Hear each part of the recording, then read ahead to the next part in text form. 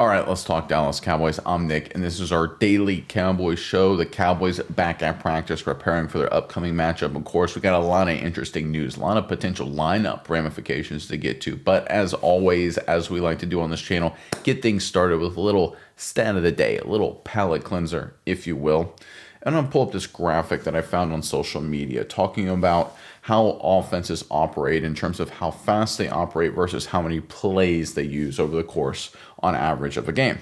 So you can see on the x-axis there's seconds elapsed per play, and on the y-axis there's offensive plays per game. So this is basically plotting how fast teams operate, how many plays they get per game, and how fast they operate between plays. And what's interesting is you can see the Dallas Cowboys right there in the upper right-hand corner. They have one of the fastest operation times in the National Football League, and they run a lot of plays. An interesting thing here is that you'll notice there's no real correlation between how fast you operate, how many plays you run, and how successful you are as an offense, right? You can see the Browns are actually pretty close to the Cowboys in terms of how fast they operate and how many plays they run. And the Browns are obviously not a good football team. But then you have teams like the Rams that are close by as well. That are obviously a very good team. You can look at some of the best teams in football. The Bills and the Lions, for example, they are run very slowly. So do the Buccaneers, the Patriots, the Packers, and the Chiefs. So this is sort of an interesting graphic and an interesting display. I think what this tells us most importantly is how much offenses in terms of how they like to operate, how much they trust their quarterback versus trust their system. Right, the teams that are very slowly operating, the Lions, the Bills, the Chiefs, the Buccaneers, right? Those are teams that are all about the Philadelphia Eagles. Even you can see them in the bottom left. Those are teams that really trust their quarterback specifically. They want the quarterback to do 99% of their operational decision making. The teams on the right feel a little bit differently. They trust their system, which makes sense. You see Sean Payton is one of the teams that operates very quickly. That's a system mindset. That's a system focused. Obviously, Sean McVay, you can see the Bears right there, right next to the Rams, very system focused. Kyle Shanahan, very system focused. You can see the Dallas Cowboys there, of course. They actually run the plays quicker and run more plays than those teams I just mentioned, except for the 49ers. They run a few more plays than the Dallas Cowboys. Now, it's not an indictment of Dak Prescott. I just think it speaks to a change in the Cowboys' approach. Over the past, really, 15 years, it's been less about implementing a system on offense and more about just throwing guys out there on the field and letting the talent win games or lose games. This year, we've talked about it a lot, of course, the Cowboys have transitioned into a system approach, and that's why we're seeing the Dallas Cowboys now being grouped with Sean Payton-led offenses, Sean McVay-led offenses, Ben Johnson-led offenses, Kyle Shanahan-led offenses, right? Now, it's no guarantee of success, but we talk about the modernization of the Cowboys on that side of the football. This is the evidence supporting that theory. All right, let's get into the news. This first report is courtesy of Tommy Yarish. And he writes, Brian Scheinheimer says the Cowboys will be smart with linebacker Damari Van Overshown on Monday against the Raiders. Is it fair to say he's going to play the entire game? Maybe we'll see, but this is kind of a ramp-up pitch count that we have to see how he's feeling.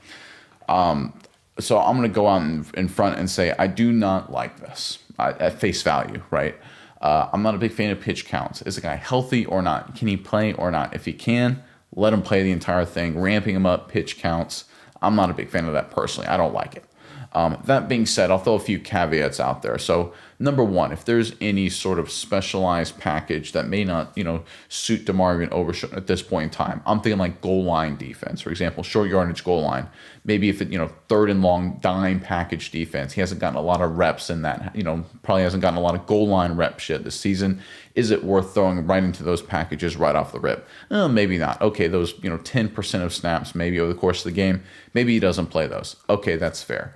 Maybe there's some exotic looks that you've been working on over the course of the entire season where he's not really up to speed yet, and you've got another player that maybe is. Maybe it's a funky blitz or something like that where you're like, what, Shamar James and Maris Leofau, they work really well together on this kind of blitz, this kind of look. So we're going to keep riding with them there, right? So maybe there's a few plays like that as well. Okay, maybe that's another 5% of plays or so. So small number. So we're talking Overshown should play, obviously depending on cardio and his game shape, 85% of the snaps if he's healthy. So we'll have to see how many he actually plays. There's a chance it's a little gamesmanship here. Like, listen, we're not going to tell you how much he's going to play and all that kind of deal. But I am not a big fan of pitch counts and ramp ups and things like this. Now, we have seen this talk before. It was Trayvon Diggs, of course. Week 1 was probably the most famous example of a Cowboy star coming back from injury. Same thing with Deron Bland against the Packers. There was talk of a pitch count, and both of those guys played a ton of snaps. So I don't think DeMarvion Overshown will be severely limited, but I'm not a huge fan. I'm just going to go on record as saying when it comes to pitch counts and ramp ups, I think if a guy's healthy, if a guy can play, he should play as much as he should be able to play, assuming he can execute the game plan. There may be some isolated incidences, goal line defense, special packages, for example, where he just doesn't know, the details the way other players might in terms of executing the game plan. Okay, that's fine, right? And listen, obviously, game shape is a concern. So maybe you're prepared to, hey, listen, cut down, have a sub ready to come in for a few plays if there's a long drive and things like that. Okay, those are very isolated incidences, and maybe that's what he's referring to. But generally speaking, not a fan of pitch counts. I think the fact that they have this approach with Overshown is obviously a key decision. It's a big move by them, but I am personally not a fan of it. All right, this next report is courtesy of Patrick Walker at Voice of the Star. He writes, Malik Hooker will turn to practice today, starting his 21-day window. He was listed as limited at practice, so his availability for Monday is still in question. I think the fact that he is practicing, even in a limited capacity, is a good sign. We'll have to see if he plays or not. The one thing with Hooker in the safety position is ever since the injury to Malik Hooker and then the injury to Donovan Wilson, they've basically been throwing out practice squad guys, undrafted rookie free agents. I mean, Elijah Clark's, he's had to play a lot of football. Zion Childress had to step in. Reddy Stewart moved to safety in an emergency situation. Marquise Bell has played a lot, and he really, really struggled. So the Cowboys, for the better part of the last 3 weeks, have been not playing with an NFL caliber safety, right? And I'm not talking about playing bad, right? And you can make an argument very correctly. I personally believe that guys like Donovan Wilson have been bad at safety this year. But they've been, NFL caliber. They've been really, really bad, but they're okay. They belong on an NFL field. Elijah Clark, I don't think is there yet, right? I think Marquise Bell has proven he's not really there yet as well. Zion Childress, small sample size, but, obviously if he was ready, the Cowboys probably would have started him first over Elijah Clark. Maybe not, but the fact that they thought Clark was better and we saw what Clark was like, gives reason for pause that Zion Childress is ready today to be an NFL caliber safety. So I think getting Hooker back is key. And again, you can, he hasn't had a good season. You can argue about his impact positively or negatively. But I think if he can play, that's actually a big addition because very similar to the Logan Wilson addition in a lot of ways for a linebacking core. I've always said this since the Cowboys acquired Wilson. He's not a guy who's going to come in and be a star. He's a C to C minus player at this point in his career. But considering how bad the Cowboys have been at linebacker over the past month and really the vast majority of the season, getting a C to C minus player is actually an upgrade. It's a stabilizing influence, a veteran who's been there before. Maybe that's Malik Hooker's impact, and I honestly think he could fill that role. He's also a guy that the Cowboys would be potentially looking to salary cap cut in the offseason via a veteran June 1st release to free up some cap space. Now, cutting Hooker that way wouldn't free up nearly as much as, say, a Diggs or a Terrence Steele, but it's not an insignificant amount. So Malik Hooker right now probably understands he's basically playing for a job in 2026 with the Dallas Cowboys the second half of the season. So I think he's certainly motivated to play. He understands that. He understands the likelihood of him getting a big contract following the Cowboys, unless he really has a great second half of the season, whether it's with Dallas or someone else, is probably pretty small. So he's basically playing for, hey, am I going to be in the NFL next year potentially? Am I going to be a starter in the NFL next year? Or am I going to be one of these veterans that maybe gets added, right before training camp, right after training camp, that kind of thing? And I think he understands that. So I think he's got a sense of urgency here as well.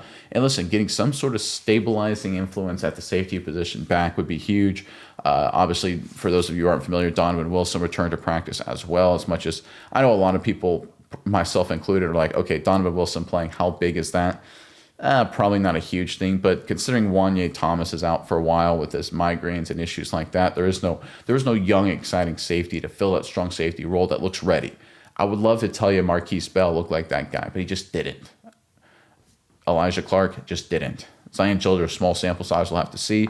There's been some discussion of Reddy Stewart, and I think that's an interesting name to float around. And it depends on what they do at corner, right? Do they sit there and roll out Bland as a slot and then have Revel, Carson, Elam, three-man rotation on the outside? And, maybe that's what they do. That's not a terrible option. And then maybe move Reddy Stewart to safety. So that's something to keep in mind. But I say all that to remember Reddy Stewart was brought in as a nickel corner. He's a young, relatively inexperienced player. Obviously, at this point in his career, second-year man, didn't play a lot last year. So if you're moving that guy to safety, it's sort of in the middle of the season full time. Are you setting him up for success? There's a lot of debates to go around here. So I think getting Hooker back, if he can play, we'll obviously have to track to see how he does the rest of the week, will be a stabilizing influence, not unlike Logan Wilson at the linebacking core for the safety position and for the secondary at large. All right, next report here is courtesy of John Machota. The Dallas Cowboys return to practice today. Cowboys coach Brian Schottenheimer. I'm excited to get back out there and just do what I love to do with the people I love doing it with. I think the players feel that way. We had good energy this morning in the meetings. Yeah, for me, one of the tells for the Cowboys was going to be their energy and overall feel at practice. I'm usually not a big believer in terms of, hey, do you have good practice? Do you have energy at practice? Does that result in good performances on Sundays, or in this case, Mondays for the Dallas Cowboys this upcoming week? I don't really think it matters a whole heck of a lot, but one of the things I do think is important for this Cowboys team is to, as much as they can show publicly based on commentary, are they back at it, or do they feel ready to practice and play? And that was one of my big concerns, and it still is. But I think the fact that Shoddy has said this, and other Cowboys have said very similar things, and they haven't forgotten Nealon. Nealon's on their mind, of course, as they try to work, do, and recover. But they, a lot of them seem to say, "Hey, we're excited to be back at work. This felt good for us. This was a good thing for us to get out and practice." And a lot of energy. A lot of players wanted to do this. And it does speak to, when you're a football player, and obviously I never played in the NFL, nowhere remotely close, but I did play, Division I football. And I do think there are times where, just getting out on the football field and practicing and being around your teammates and going through that process, can be a little bit of a release. It's sort of a cliche that people talk about, but it is true. I mean, there are times when I played collegiately, having a bad day, class beat you down or whatever, and you go out and practice for 2 hours, and it is a release, right? You sit in the film room for an hour and a half and game plan and look at the upcoming opponent or watch film or whatever, and it is a release, right? It is different. It's sort of, football's one of these sports that you have to be completely isolated from to truly have success in. It's one of the reasons why training camp still exists, right? A lot of people wonder, listen, why do you have training camp in today's day and age? It used to be, hey, this is when you get the players in shape. This is where, you go through that whole process. Do you really need to do a remote training camp? Do you really need to go to like a college, a small college location far away from where you normally practice to go through training camp? Is that something that's actually necessary these days? And in some ways it is, because you do need that isolation aspect. You need it for team building purposes, I truly believe, but you also need it in terms of fully integrate and install your base offense and defense. You need to be separated from everything else, because that's one of the things that football players really sort of do their best at, when they're separated, when they can really focus and be around each other. Obviously, right now, the Dallas Cowboys want to be around each other based on all reporting, obviously with the tragedy that has stricken them. And listen, I think it's probably good for them at this point to go through a game plan process and get back on the practice field.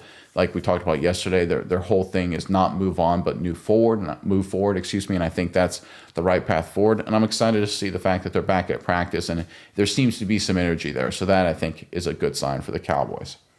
Now, what it means to actually performance and things like that in the upcoming games and weeks and months, I couldn't tell you. But it's certainly, again, one day at a time kind of mindset here for the Cowboys, and yesterday was a good day in the right direction.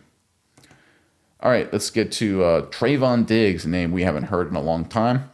Trayvon Diggs was in the rehab group today as he continues his recovery from a right knee injury. This is courtesy of Nick Harris at the Fort Worth Star-Telegram. You can see the images of Diggs right there.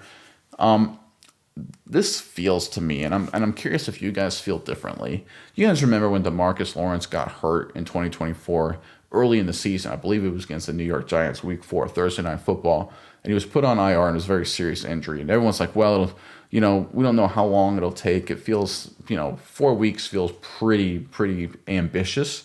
Maybe, middle of the season, maybe Thanksgiving time frame, for him to return for, the final 4, 5, 6 games of the season, whatever it is. Almost no one, if I remember correctly, and again, my memory may be fuzzy on this one, guys, but I always felt like when DeMarcus Lawrence had his injury last year, that they basically said it's not a season ender. It's a long-term injury. We're talking 6 to 8 weeks, maybe 10 weeks total, but he'll be back eventually, right? He may miss half the season, basically, when it's all said and done, right? He played 4 games. He's going to miss, the next 8, and we throw in the bye there, and then, okay, he's going to play the final 4 games of the season or so, right? That was sort of the average prognosis, right? Maybe even better than that. Maybe he'd only miss 6 games, basically because the bye at that point hadn't happened, right? That was sort of the feel. That was sort of the vibe. And then he didn't come close to seeing the field the rest of the season, right? He never was activated again, never stepped on the football field again for the Dallas Cowboys. Now, of course, with the Seattle Seahawks, had a great game against Arizona last week. I kind of get the feeling that's what this Trayvon Diggs IR situation is. And I think the Cowboys last year with Lawrence, they could have played him. I think he was healthy to play probably the final 4 to 6 games of the year, if I'm being honest, or at least good enough to go through the process. Maybe not have been 100%. But I think the Cowboys organization probably said, listen, you're not going to come back. We all understand that. At this point, we're not going to be a playoff team. We're not a Super Bowl team, far from it, of course. As we all know, Dallas was clearly not any of those things by basically the halfway point of last season. So they said, listen, we're just going to put you on IR, get healthy, and good luck to you the rest of your football career. I feel like that's what this is with Trayvon Diggs. I know they've said publicly, we want Diggs to come back. We're excited to see how he does down the stretch. But listen, with Kalen Carson getting some reps, a lot of reps last week, obviously Kyrie Elam still on the roster. Butler should be close to returning at some point. I mean, he had an interesting social media post yesterday that indicates he may be coming back Thanksgiving timeframe, a little poetic justice there, returning in time for Thanksgiving after having that injury on Thanksgiving last year. That's certainly something to keep an eye on. You have Revel, of course, who will play against the Raiders Monday night and will play the rest of the season, barring any injury, knock on wood from his perspective. So if you look at Trayvon Diggs, would the Cowboys even want him to come back? Right? I mean, obviously, if they have injuries or if they're making a run, that, hey, listen, we'd love to have another great corner, assuming he's 100% healthy. But it just feels to me, and maybe I'm reading too much into this and the vibes I'm getting, it just feels to me like this is the end, right? I talked about this, about a month ago when the injury first happened. He went on IR, and there's, everyone's like, we love Trayvon Diggs. We this isn't the end. We want to see him play again this season. It just feels to me like the DeMarcus Lawrence injury, where they're like, hey man, just get healthy, worry about yourself, it's fine, and move on with your career after this. That's just the vibe I'm getting. I could be 100% wrong. But the way they're talking about Revel and like the way they played Carson and Butler and of course the other corners on the roster is like, where does Trayvon Diggs fit into the future of this team? And we know the Cowboys are 100% focused on the future, right? Everything they've done, implementing system goals, playing young guys, competition battles this late in the season, making personnel changes left and right? Roster changes. You're starting, you're not. Backups, backups become starters, starters become backups, elevating other guys, demoting some other guys too, right? Everything is focused towards future, right? Who's going to be our guys to roll with going forward in 2026 and beyond? And Trayvon Diggs doesn't seem to be a part of that. That's just the vibe I'm getting. I could be wrong, but that's just how it feels and looks to me at this point. All right, this next report is courtesy of Don Van Natta Jr., which is a great name. Filed to ESPN exclusive, NFL filed grievance against the NFL Players Association to stop players' team report cards with Seth Wickersham, Don Van Natta Jr. writes. So this is an interesting report for anyone who's unfamiliar. Every single year, the NFLPA with the players basically sends out a survey to all the players and says grade certain aspects of a team, grade the training staff, grade the locker room, grade the whatever about the food that's served, and whatever it may be, A+ to F or whatever the grading scale is. It's a letter grading scale, and all these players grade it and they submit it. It becomes very public, and teams get embarrassed. This team is super cheap on the food, F on food. Okay, and then the ownership group pays more for food, for better food, and then it gets upgraded to a C the next season, and everyone feels better about it, right? That's sort of how this process has gone. It's been an interesting vehicle for people looking for news, trying to get a little, scuttlebutt behind the scenes in terms of what teams are cheap in this aspect, what teams are cheap in that aspect. So it's certainly been very interesting. So the owners here coming out saying, listen, you can't do this. And I actually understand why they're against this, because the way it's done is actually very, very false. It's not an appropriate way to evaluate a team's performance at any one of these metrics. And let me explain. So if you take a player, let's take new Dallas Cowboy Quinnen Williams, good example of this, and ask him to grade the New York Jets, let's say he was graded prior to the season, their ability to serve good food in the team facility. So all Quinnen Williams has ever known in the NFL is the Jets. He knows nothing else. And he says, the Jets, they're pretty good. I'll give a B. They're pretty good here with the food. I like the food. And let's say now he goes to Dallas. I'm being hypothetical here, and the food is 1,000 times better. He's like, oh my goodness gracious, this is awesome. This is the best. The way they do this is incredible. They make the Jets look really, really bad. The Cowboys are an A. If I had a chance to regrade it, the Jets would get a C.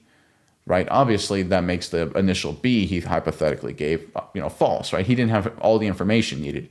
And that's the way these surveys work. They basically survey every single player and they say, I want you to grade how good a certain aspect of a team is without knowing the context of the other 31 NFL teams. And every single one of these players obviously hasn't played for the other 31 NFL teams. Some guys have played for a lot of teams, but even the guys like Calais Campbell, for example, who's been playing forever, they don't know, they played for one team 10, 15 years ago. Things can change positively or negatively. So I think these grades and these report cards, I think it's just a false methodology to evaluate, how good a team is in a certain area. And I understand why ownership groups and leaderships of teams, filing this grievance. Because listen, there is a way for you to publicly or privately, in probably most cases, to say you need, the team needs to step up and perform better per the collective bargaining agreement in certain aspects.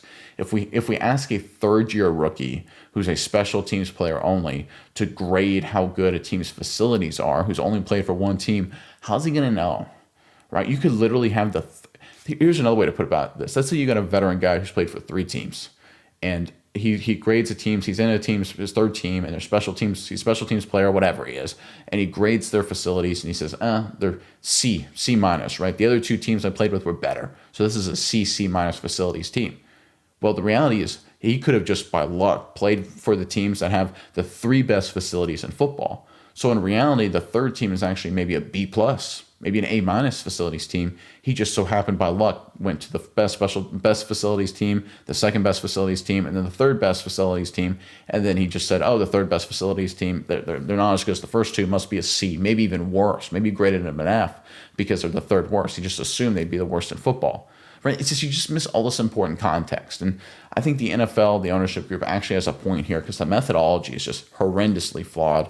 Now, look, I do think the fact that it's used to bring out better change in terms of how the league operates and at the team level in terms of giving players things that help them win, I think is important. So from a fan's perspective, I think it does shine some light on a lot of things people probably suspected. Teams like the Cincinnati Bengals, historically cheap. Their grades tend to reflect that. But I think the process and methodology is flawed. And I think there's a better way the NFLPA could do it. And I think they'll probably have to come up with a better one because I think the ownership group has a point here. All right, this next report is courtesy of Calvin Watkins, and sort of confirming that was discussed earlier this week. Brian Schottenheimer noted there will be an open competition at right tackle. This was mentioned and discussed earlier this week, and it has now been, of course, confirmed by the head man, Schotty himself, the competition, including Terrence Steele, the veteran right tackle, and, of course, the young Nathan Thomas in his second year, who's gotten some playing time this season, of course, filling in for Guyton against the New York Jets and stepping in for Terrence Steele in different spots this season, just in different isolated incidences so the Cowboys can evaluate him. This is an interesting decision here, and it speaks to, again, the future-minded focus of this Cowboys organization. Because if you're trying to win now, if you're trying to really legitimately win now, Terrence Steele, you roll with him. He's a veteran, right? He's a good run blocker. His pass blocking, not so good. But the reality is, overall, he's a decent player if you aggregate everything together. He's a veteran, right? He's been around the block. The reality is, when it comes to winning games in terms of, late season pushes, the teams with more veterans generally do better. They're more stable, more consistent, right? Nathan Thomas, as a young player, has got some potential. He may be better than Terrence Steele, but as a young player, an experienced guy, he's definitely going to be more inconsistent. The reality is the Cowboys, they're not looking to win. I mean, they want to win in 2025 for sure, right? They prefer that, of course, to the alternative. But the reality is they're playing for 2026 and 2027.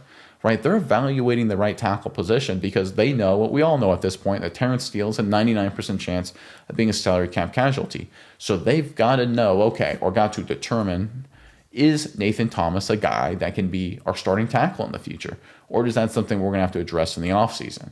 One of the things about the unfortunate Zach Martin injury last year that allowed the Cowboys to do was evaluate guys like Hoffman and say, listen, is he a guy, Hoffman, TJ Bass both, say, are either of these guys that we would be fine with starting at right guard as part of our new strategy.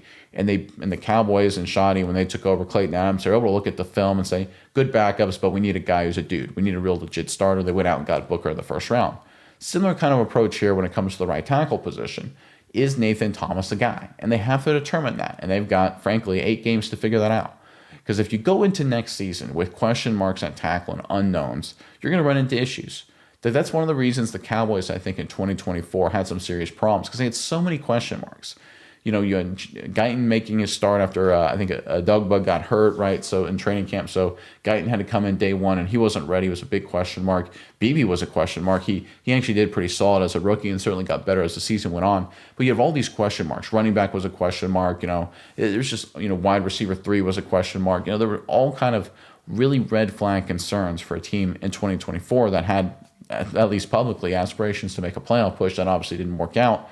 So you got to answer the questions. You got to do that prior to the offseason. A lot of people think, well, you go into the offseason to improve your team. But if you wait into the offseason to make that kind of move, you're going to be at the same level as everybody else. As the great Tex Schramm once said, if you do what everybody else does, you'll be mediocre, just like everyone else. The smart teams, I truly believe, they're always looking to improve their roster. This is, I think, the genius of Howie Roseman for the Philadelphia Eagles. He, of course, is adored in the media for just making a lot of moves, so he gives people a lot of things to talk about. But I think the real credit that Howie Roseman deserves is that he's always looking to improve his team. They can be a good team at winning a lot of football games, but he's always looking to make them better. The Dallas Cowboys, so far this season anyway, have done a great job of always looking for ways to improve for the future. Obviously, they want to win now, of course, but they're trying to look towards the future. That is their priority. They made that very clear when they traded Micah Parsons right before the season. This is a team 100% focused on winning in 2026 and 2027, building a long-term program. Shoddy has said as much, maybe a dozen times publicly at this point, probably more. And this latest move here, this competition, I think is just another point in line. And that's one of the things that gets very interesting for the Cowboys the second half of the season, is who's going to emerge as one of these guys that's going to be a starter for them for the future that they don't have to use the offseason to address.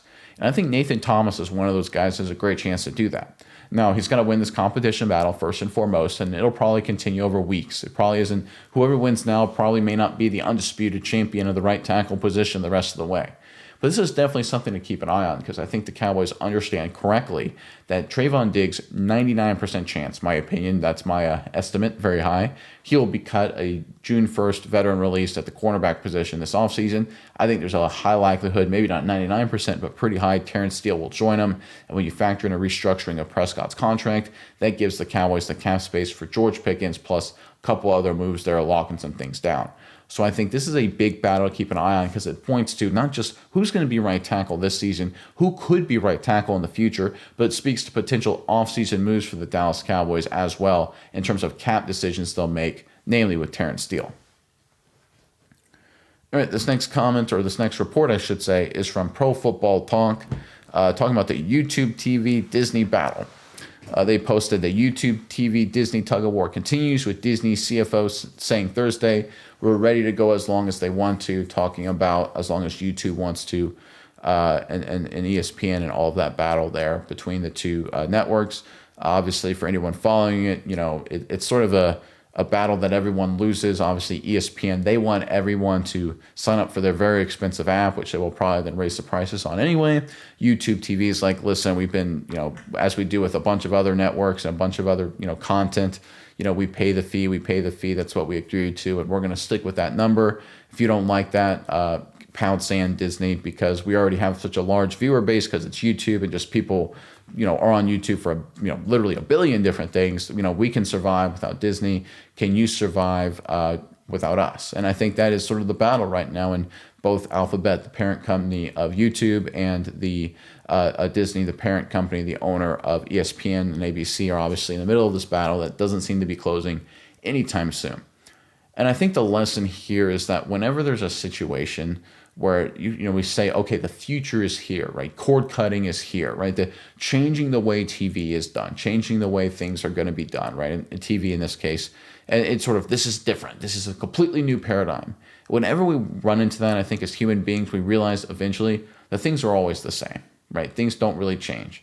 Yeah, the instruments, the tools may change, the appearance of things may change, but in all practicality, things don't really change. Because what's going to end up happening, we all understand this, of course, is that all the streaming services are theoretically going to be bundled. They already are in terms of a bunch of other streaming services, obviously Disney becoming one of the larger ones, and they're going to charge you a very similar price like cable before it's all said and done. And to get all the channels you would have wanted originally, you'll have to buy a bundle of them together at whatever dollars per month, and that's how you're going to get your content, right? And that's what's going to happen, and it's going to be just like cable TV. It's going to have a different feel to it. It's not going to have that, that cable wire running down the power poles into your house or anything like that. It's just going to be over the internet. It's going to be over your fiber or Wi-Fi or whatever the heck you use, AT&T and Verizon or whatever is going to be pumping it to you. But it's going to be the exact same process, right? And I think it's one of those things to always remember. When you think something is different, when you think, oh, this is new, this is innovative, the reality is it's the same thing, right? Uber changed, giving people rides and ride sharing and things like that for sure. But in the end, it's basically just become a taxi service, right? People didn't like taxis because it was impersonal. It was expensive. Sometimes it was dirty. Sometimes it could be even unsafe in some regards, right? Depending on where you were. And Uber was supposed to be different. You had extra information, right? You could pay up a little bit for a better service. Usually the cars, because of their tough standards, were pretty clean because you could rate them. You could go on the phone and rate 5 stars, 3 stars, 4 stars. The reality is Uber, for anyone who's ridden an Uber in the past, or Lyft too, all of them have basically become the same, is that they have kind of degraded their quality a little bit as they've tried to expand. They basically become a de facto taxi company. All the same problems with taxis have emerged with Ubers and Lyfts. Now, there's still benefits of Ubers and Lyfts as opposed to taxis, but in all practicality, they've ended up becoming the same thing that they always wanted to destroy. And the same thing you see with Amazon retail, online retail. It's going to destroy Walmart. We're here to beat Walmart. They eventually become Walmart, right? In terms of, a lot of cheap stuff, just you spend a lot of money. How much of it do you really need, right? They've essentially become that. And that's just the way it is with a lot of things, guys. And they have, things look different, right? You order online instead of walking through the store with the Walmart, right? And yeah, it feels different, it looks different, but all practicality, it's the same. And that's exactly what we're seeing here with the YouTube TV Disney battle. This is all this years long dance of cord cutting and the era of cable being over. That's going to come to an end in short order with everything being bundled together, and you're going to pay for something just like it was cable. It's going to feel different. It's going to look different. But one day we're all going to look up and realize, hey, this is exactly the same. And that's exactly where we're headed. All right, let's get into the comments, guys. A lot of interesting comments to get to today. It's Juma3231, member. Of course, we start with our member comments. My promise to members, as always, I will address every member comment and get to all the member comments first. So if you want to guarantee your voice is heard, become a member. It's a big help to me on this channel. I greatly appreciate all our members.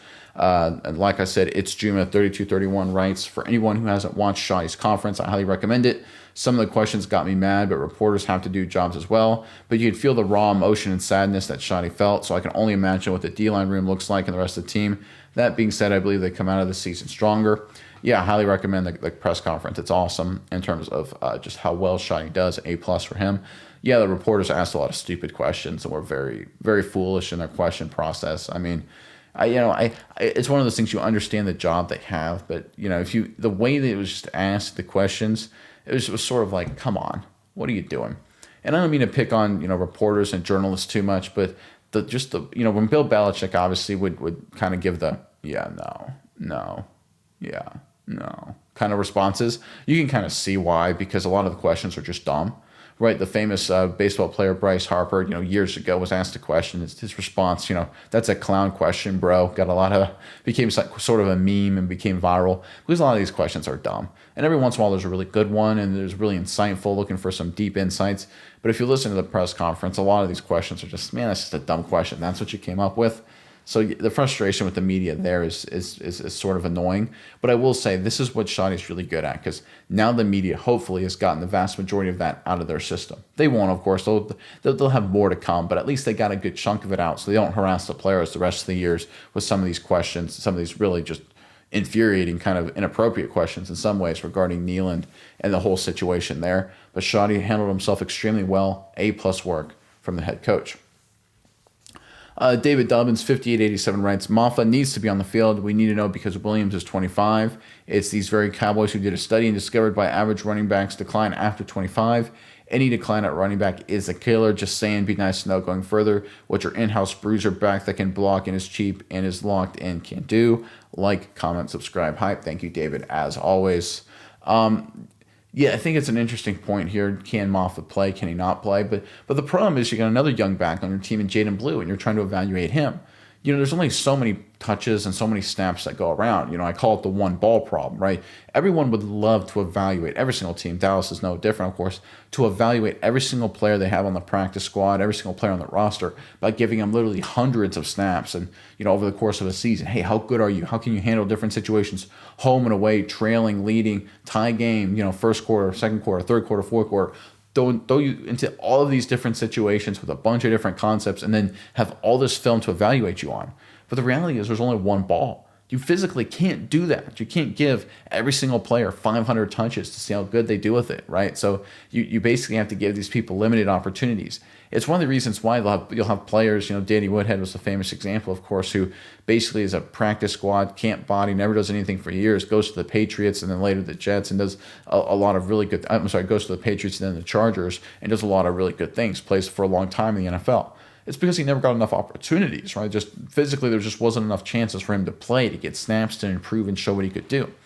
And I think right here the Cowboys understand that. The running back position will be one of the more interesting ones going forward because Jaden Blue's a young guy. Obviously, Maffa, of course, is young as well. What do they do with Javonte Williams in the offseason? Big question there. Do they go running back again in the later parts of the 2026 NFL draft? I think there's a good chance they might. So a lot of questions there that have to be answered. And I think for me, what they do at running back in the future, that's one of the things to ascertain the rest of the season. Now, if you lock down Williams for a team-friendly deal after the year, that helps solve some things. I understand your concerns about the decline, but the reality is you manage that all the time at that position. So you say, okay, you decline after 25.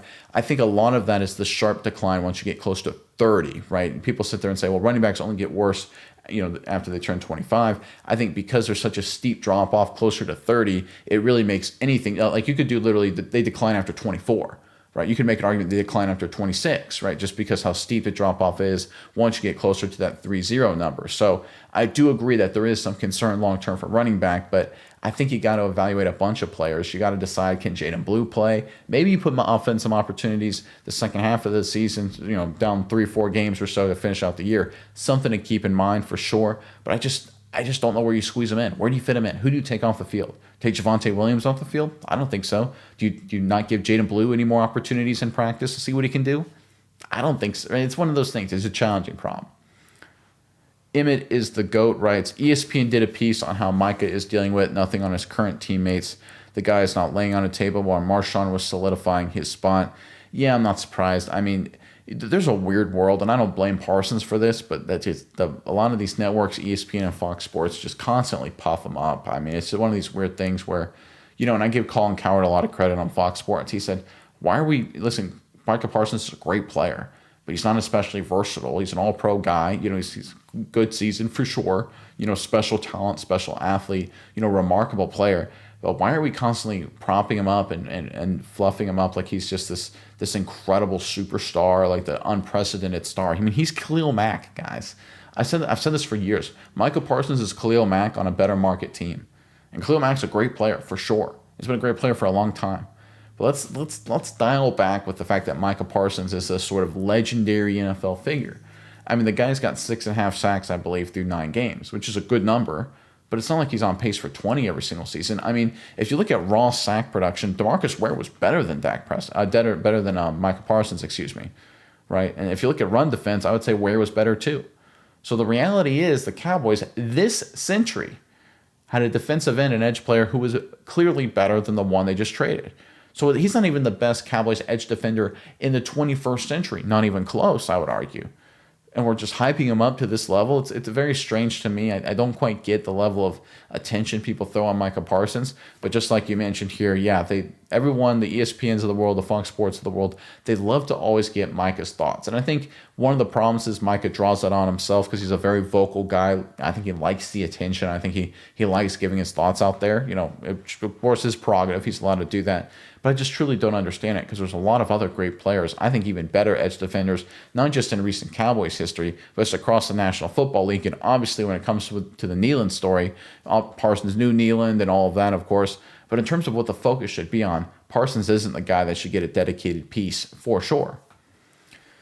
Alrighty, let's get to this next comments bucket of comments here. This next one is from James-M6Y5E.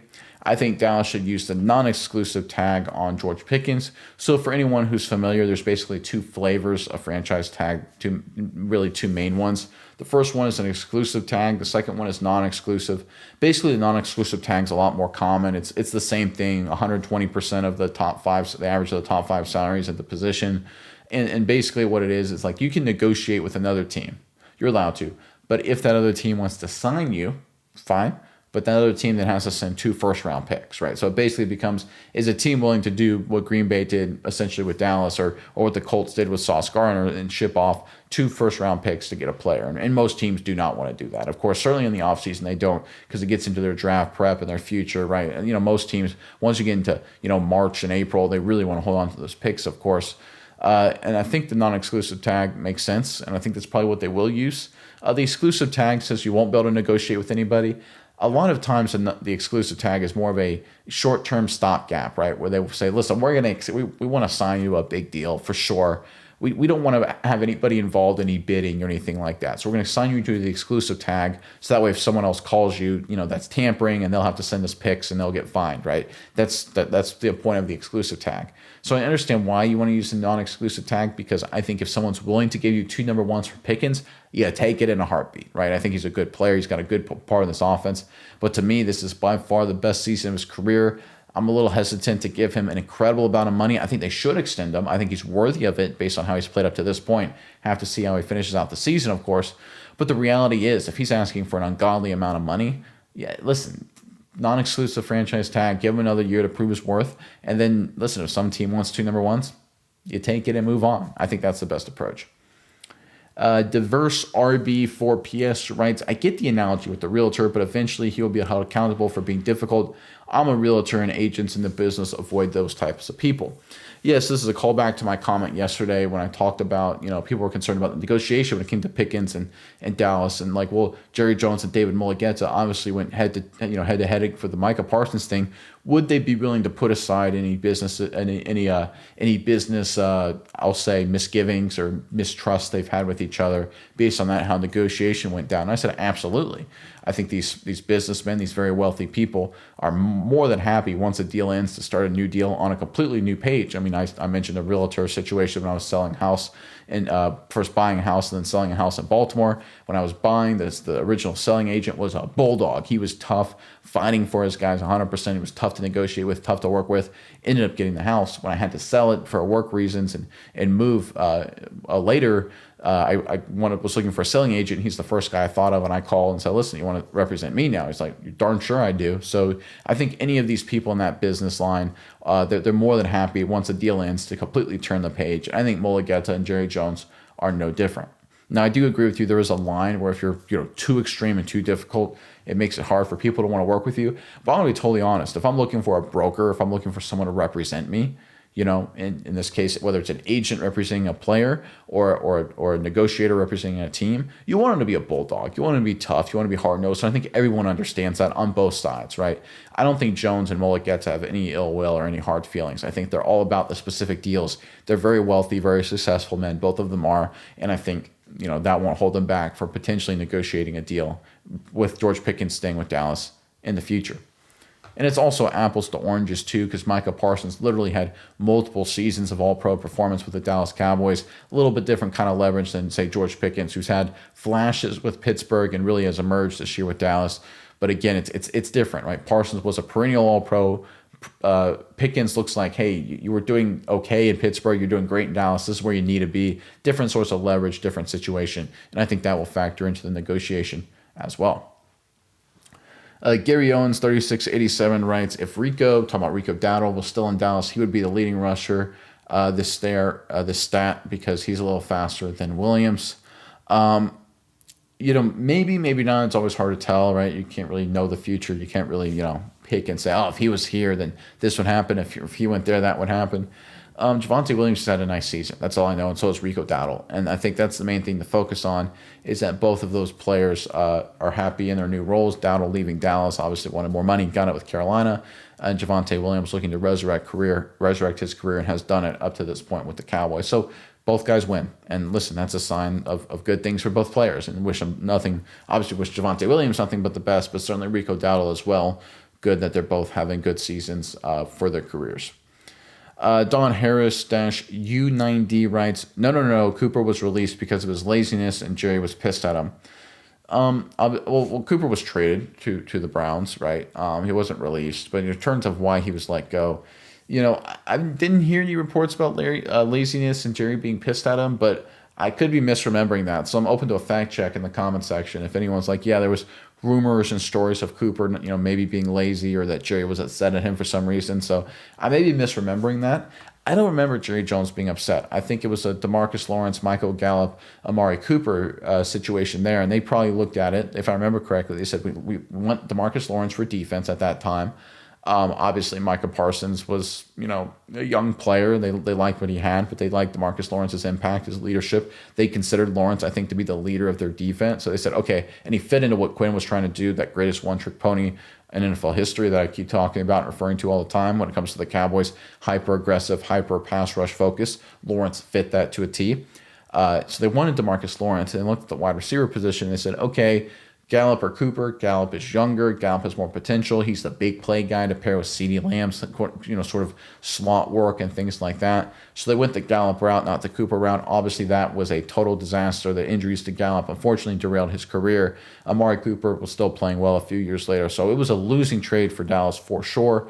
But I don't think it was because Jerry was angry at him. But I may be misremembering that, so I'm open to a fact check and a history lesson for anyone in the comment section below that remembers that. That same Vine, taking off 9177, writes, we should have kept Cooper and traded Lawrence. Yeah, maybe you can maybe make that argument, but I don't really think so. DeMarcus Lawrence played well in 22 and 23, obviously before the injury in 24. Cooper played well too, but I'm a big believer in moving off of star, big name, flashy skill position guys early. They seem to sometimes linger, right? It's one of those things you look at. DeAndre Hopkins, for example, has sort of lingered around the NFL because he's a big name. You want to move off those guys early and go younger when it makes sense. So I don't hate the Amari Cooper trade from a strategy perspective. I just think they just made a bad choice. The one error I think they made is they said, well, we got a guy that's got a serious knee injury. Let's give him a mega deal. That was dumb to me. That made no sense to me. It made more sense to me to say, listen, let's wait to see if Gallup can play. If he can't play, he's injured. We have all the leverage. Why are we giving him a lot of money? Let's let him figure it out. Let's let him play. If he can, great. We'll 2020. And then later on, we'll move off of Cooper. But to do it right then at that moment, give Gallup a lot of money, and then force yourself to trade Cooper. And that's what maybe I'm misremembering it, but I think that's how it went down. Then that makes no sense to me. So I think the fallacy, wasn't should we choose Cooper or Lawrence. The fallacy was, hey, we've got an injured young potential star receiver in Gallup. Let's build around him.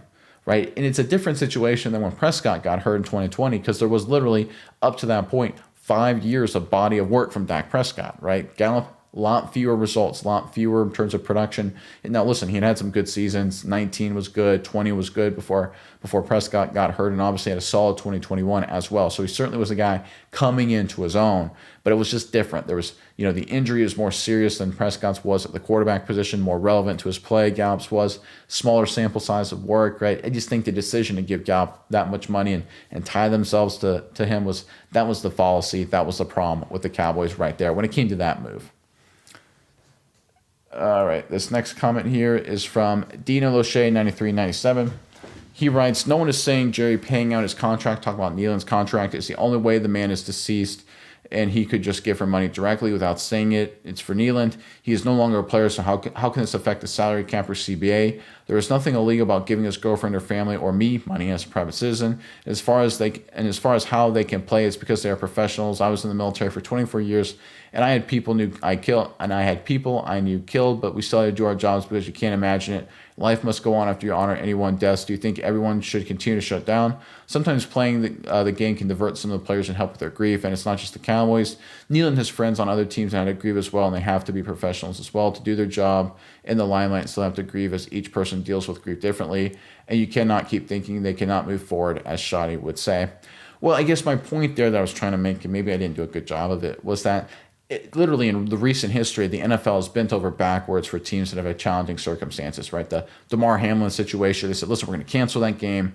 We're not going to replay. Like, I still don't understand how the NFL didn't say, all right, we got to finish out this game somehow. Like, we got to do something. There has to be a winner or loser, or you guys both take a tie, right? There has to be something to that effect. But the NFL just totally said, nah, we'll let you guys, we understand how hard that was for you guys, so we'll call that a nothing. We'll cancel that game. I remember in 2020, obviously that was COVID era, but the Ravens had a bad batch. They were in trouble. The Ravens were a good team that year. Dallas wasn't. They literally placated Baltimore and basically forced Dallas to move their schedule to allow Baltimore to be healthier, or at least I should say have more players available, including their star players against Dallas. And I was like, okay, listen, you're clearly moving this around to benefit the Ravens that are a good team. They're one of the contending teams in the NFL. It's obvious what you're doing. When Dallas played Cincinnati, and Cincinnati having a rough year, had similar kind of issues in terms of COVID players out. They were much, and Dallas had a lot of guys too that were out because of COVID restrictions. They were much less acquiescing. They said, listen, you're playing Sunday at 1, right? We're not moving at all. Whereas with Baltimore, they said, yeah, we'll move it around, no problem whatsoever. So I'm just saying the NFL has set the precedent. And the fact that they made no effort whatsoever, at least publicly, I think is a clear bias against Dallas. When it comes to how they can play, I'm just saying I don't know how. I've never been in that situation. Obviously, thank you for your service in the military. I think we all greatly appreciate it. I think that goes without saying. And happy late Veterans Day to you, obviously, November 11th being Veterans Day. So thank you again for your service. And, sorry you had to deal with those situations with losing people. I can't imagine that. But that's my whole point is I don't know, right? You do, obviously, so maybe you have more insights, and I see where you're coming from there. I just personally can't imagine that, right? That's just a me thing. I personally don't know. Maybe the players have figured it out. Maybe they will. I just don't know how you can because I never have. So I just want to make that clear. I don't like coming out and saying, oh, they can handle this, no problem, because I don't know what it's like mentally to handle that situation. I mean, you clearly do based on your own life experience. So I appreciate your insights and your comments into this. I'm just saying I personally don't know, and I don't know how they could because I haven't had to go through that myself. Delta 704 writes, got to disagree about the franchise tag. I think the tag is for players you're unsure you want to sign long term, but you definitely want this year. I don't think Pickens is a player we should be unsure about. We knew he was a monster. Has come here and proved it with Dak. We knew he was talented, right? We knew he had flashes. Could he be consistent? Could he integrate successfully? And through 9 games he has. I just think the franchise tag is, listen, if Pickens wants to do a team-friendly deal, like an extension, 100%. Or a fair deal, 100%. But he's going to ask for the moon. And no reason he shouldn't. When he asks for the moon, put him on the tag and let this process play out and see how things go, right? Because we all understand this. If Pickens was going to extend on a team-friendly basis, they'd lock him up today, no problem. But the reality is because how he's played this year, he's going to want top flight dollars, top flight dollars. And Dallas probably is like, nah, man, we're not going to pay you top flight dollars after one good season and a few seasons of some talent, but lack of overall production in Pittsburgh. We're going to let this thing play out. Errol McCall 8983 writes, sign Pickens now. Haven't we learned anything about waiting while the price continues to go up? Geez Louise. Yeah, so this is not to pick on you here, but this is a fallacy that's perpetuated really throughout all the media, that it's cheaper to sign players early. And that's just false, right? Because the salary cap increases and, obviously the rate of its increase changes over time. You have no way of knowing, right? And the reality is some positions become more valuable as time goes on, some become less valuable. So signing a player early can have some benefits, but it's no guarantee, right? Let's say the wide receiver market falls off a cliff next season, right? And let's say the salary cap, instead of going up at a 10% clip, only goes up 4%. So if you sign Pickens a lot of money now, you may be overpaying for wide receiver based on future dollars, and you can't even rely on the cap to grow to pull yourself out of that, right? Because you basically based your assumptions of signing and extending Pickens based on a cap that expanded 10% if it then theoretically only expanded 4%.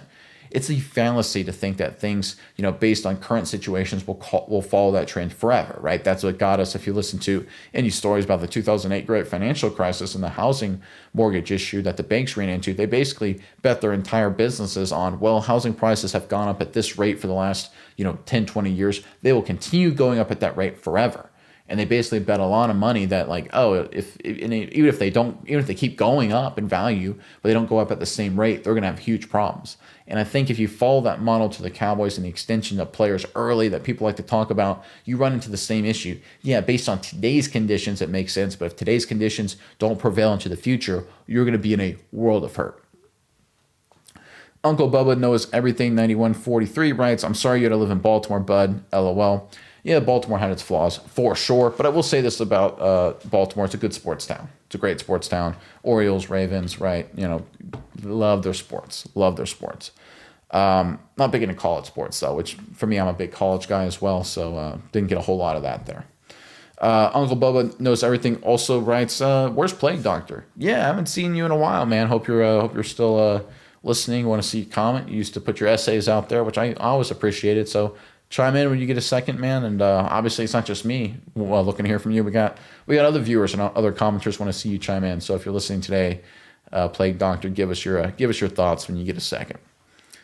But all right, guys, it's good to see the Cowboys back at practice. Obviously, we are getting ready for Monday night, and the Cowboys have some preparation to do. Overshown, Revel, Logan Wilson, Quinnen Williams, a lot of pieces to integrate. Guys getting healthy, Malik Hooker, potentially Donovan Wilson. I know, but still it's healthier, so you take the improvements there, and we'll see what happens. Of course, as the Cowboys continue to prepare, see who will play, see who won't, see how they'll play, and see how they'll be integrated in. So it's definitely going to be an interesting second half of the season with basically a completely new defensive mindset, right? Entirely new linebacking core, essentially. Entirely new secondary, right? When it comes to the corners with Revel, Carson, and with Butler potentially coming around the corner. I mean, no pun intended. So and Quinnen Williams, throw him in the mix, right? It's a completely new group, and we saw that already going into the Cardinals game with Ezra Raku becoming a starter. So we're seeing sort of the future is now with the Dallas Cowboys. There's going to be some volatility. There's going to be some bad and good, I think, over the course of the next 8 games or so. But it's exciting to see because it's sort of a preview into what 2026 and 2027 will be like. And I'm here for it, and I will be here every morning, as always, starting with tomorrow. But until then, I am Nick, and this is Saturday Morning Inspection.